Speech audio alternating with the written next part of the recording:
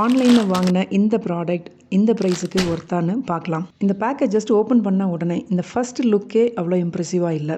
ஜிப்பை பொறுத்த வரைக்கும் ஓகே. ஆன்லைனில் காமிச்சிருக்க மாதிரி பாக்கெட் இதெல்லாம் அதே மாதிரி தான் இருக்குது. கலர் கூட கிட்டத்தட்ட ஓரளவுக்கு மேட்ச் ஆகுது.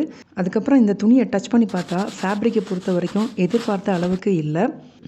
மெட்டீரியலை பொறுத்த வரைக்கும் பாலியஸ்டர் மிக்ஸ்டான ஒரு காட்டன், சாஃப்டாகவே இல்லை சுத்தமாக. ஸோ மெட்டீரியலை பொறுத்த வரைக்கும் ரொம்ப மட்டமான குவாலிட்டி அப்படின்னு தான் சொல்லி ஆகணும்.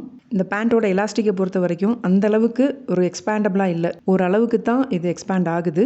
சரி, இதோட லெங்க்த்தாவது நம்ம எதிர்பார்த்த மாதிரி இருக்கா அப்படின்னு சொல்லி பார்க்குறதுக்காக வீட்டில் இருக்கிற ஒரு சாதாரண பேண்ட் எடுத்து இந்த பேண்ட்டோட லெங்க்த்தோட கம்பேர் பண்ணி பார்த்தா கிட்டத்தட்ட ஒரு 3 இன்ச் அளவுக்கு டிஃப்ரென்ஸ் இருக்குது. அதாவது இந்த வாங்கின இந்த பேண்ட்டு ஹைட் கம்மியாக இருக்குது.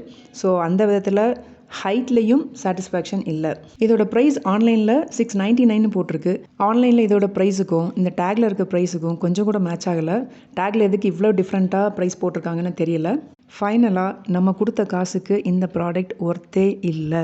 ஸோ ஒர்த்து இல்லைன்னா ஆப்வியஸாக என்ன பண்ணுவோம்?